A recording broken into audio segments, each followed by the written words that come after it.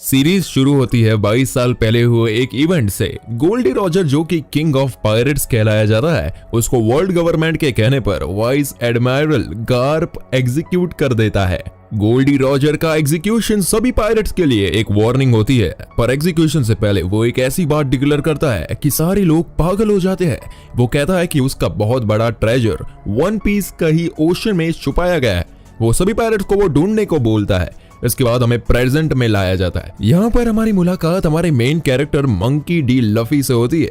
लफी का सपना pirate king बनना है और वन पीस ट्रेजर को ढूंढना होता है। लफी की कहानी शुरू होती है जब वो एक छोटी सी बोट लेकर जा रहा होता है और वो बोट डूब जाती है। पानी के ऊपर रहने के लिए लफी अपने आप को एक बैरल में छुपा लेता है, पर उसकी बैरल सेलर्स और एक इविल पायरेट कैप्टन अलविदा के बीच चल रही लड़ाई की तरफ चली जाती है। इस लड़ाई में कैप्टन अलविदा जीत जाती है और लफी का बैरल भी उसकी शिप में लाया जाता है। अलविदा एक आदमी को अपनी बतख शेप की छड़ी से मार देती है और अपने केविन बॉय कोप को अपनी छड़ी को साफ करने को बोलती है। रात में जब कोप वो छड़ी साफ कर रहा होता है तो बैरल में से लफी बाहर आता है और कोप को सरप्राइज कर देता है। लफी अपने आप को एक पायरेट कहता है, पर कोप कहता है वो पायरेट जैसा लगता नहीं है। फिर हम 10 साल पहले विंडमिल विलेज में लफी के पास्ट को देखते हैं। वो एक अनाथ होता है और उसका पहले से ही एक पायरेट बनने का सपना होता है। इस दौरान वो एक बहुत ही पावरफुल पायरेट शैंक्स को उसे अपने क्रू में शामिल करने को बोलता है, लेकिन शैंक्स उसको मना कर देता है। जिसके बाद गुस्से में आकर लफी एक गुमगुम नाम का एक डेविल फ्रूट खा लेता है, जिससे उसके पास अपनी बॉडी को स्ट्रेच करने की ताकत आ जाती है। उसकी पूरी बॉडी रबर जैसी बन जाती है। इसके बाद हम फिर से प्रेजेंट में आते हैं। कोब लफी को कहता है कि इससे पहले उसे कोई देख ले वो शिप में से चला जाए। कोब उसे निकलने का रास्ता बताता है, लेकिन लफी बहुत ज्यादा आवाज करता है।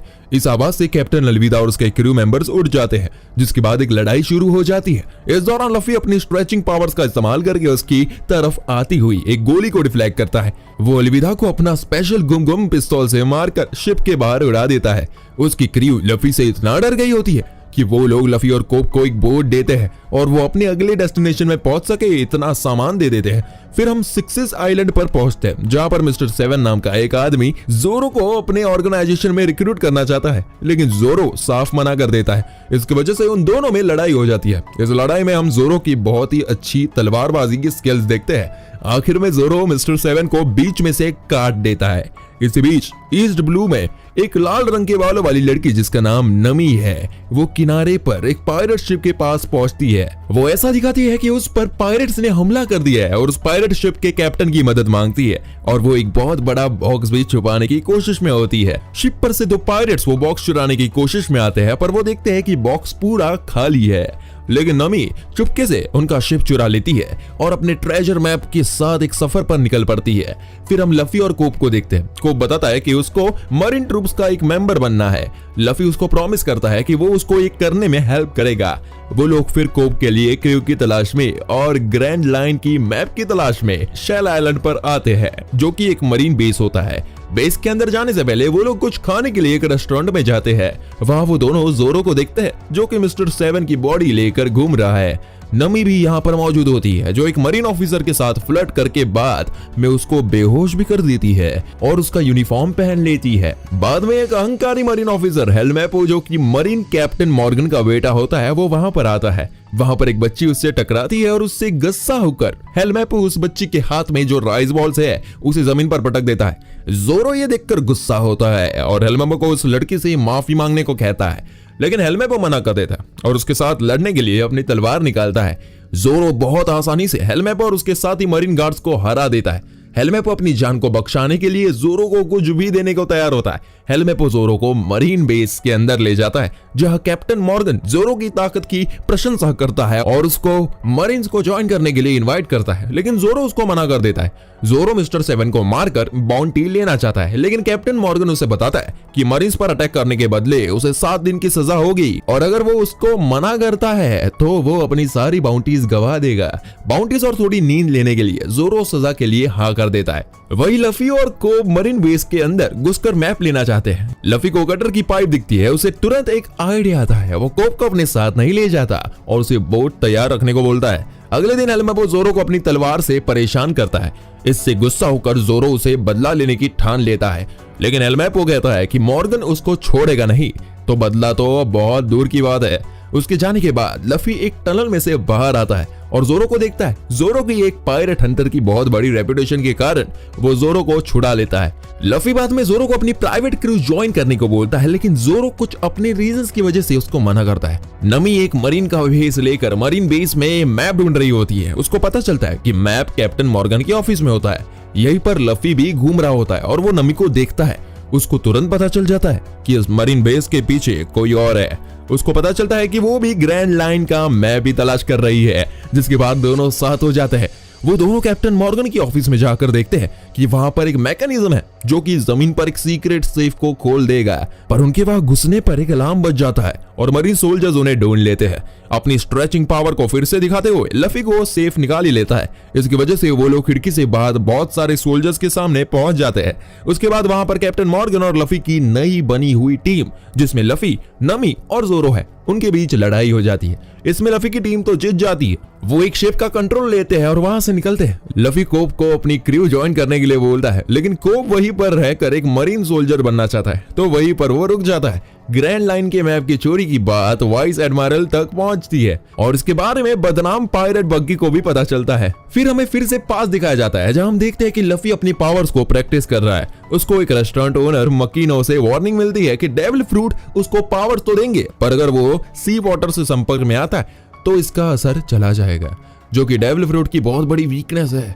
लफी फिर से शैंक्स को अपनी क्रू में लेने के लिए बोलता है, पर शैंक्स उसे फिर से मना करता है। थोड़ी देर बाद शैंक्स की क्रू का एक और पायरेट ग्रुप से सामना होता है। इस ग्रुप का लीडर लफी को किडनैप कर लेता है, पर वो लोग रास्ते में से एक सी मॉन्स्टर का सामना करते हैं। ग्रुप के लीडर को वो मॉन्स्टर खा लेता है, पर लफी को बचाने के लिए शैंक्स वहां टाइम पे पहुंच जाता है। उसको बचाने में शैंक्स अपना एक हाथ खो देता है। अपनी जर्नी पे जाने से पहले शैंक्स लफी को एक स्ट्रॉ हैट देता है और उसको प्रॉमिस करता है कि जब वो बहुत बड़ा पायरेट बन जाएगा तब वापस आकर वो लफी से ये हैट ले लेगा और फिर वो ग्रैंड लाइन के लिए निकल पड़ता है। प्रेजेंट में नमी वो सेफ खोलती है और ग्रैंड लाइन का मैप निकालती है, जो कि एक ऐसी चीज है जिसे सभी लोग ढूंढ रहे हैं। नमी के पास बहुत अच्छी नेविगेशन स्किल्स होती है, तो वो लफी और जोरो को सी में अच्छे से निकलने में हेल्प करती है। वो एक मैप ड्रॉ करती है जिसमें पूरे मैप को 4 हिस्से में डिवाइड करती है, जो कि east blue, north blue, west blue और साउथ ब्लू है।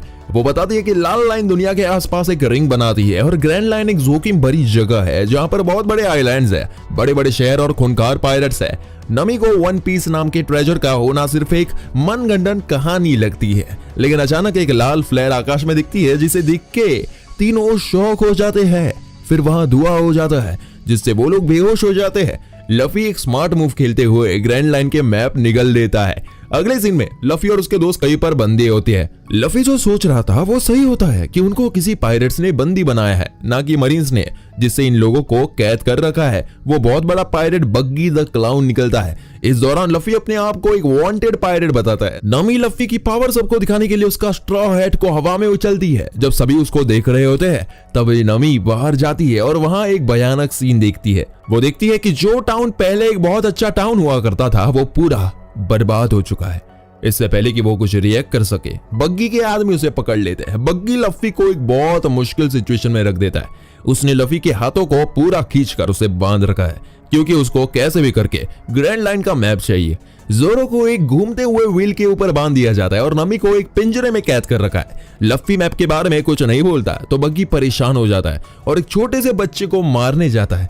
ये देखकर लफी को बहुत गुस्सा आता है। वो कैसे भी करके अपने आप को छुड़ा देता है। लफी बग्गी को फाइट मारकर उसका सर अलग कर देता है, लेकिन बग्गी अपने डेविल फ्रूट पावर से लफी को सरप्राइज कर देता है।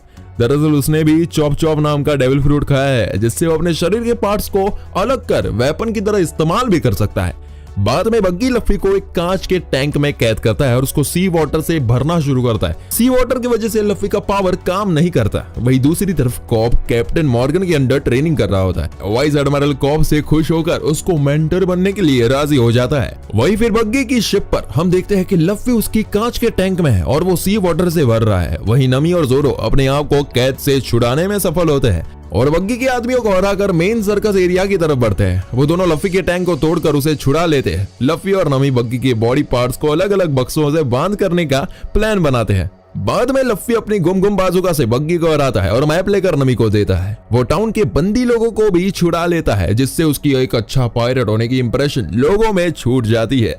उन सभी लोगों को अलविदा बोलकर वो फिर से ग्रैंड लाइन की तरफ आगे बढ़ता है। तब नमी चुपके से अपना कान में एक ईयरपीस लगाती है और किसी आदमी को बता रही होती है कि उसके पास ग्रैंड लाइन का मैप है। इसी के साथ ये एपिसोड यही खत्म हो जाता है। अगर आपको इसके और पार्ट चाहिए तो नीचे कमेंट जरूर करें और अगर वीडियो पसंद आया हो तो एक लाइक जरूर करें। Thank you for watching.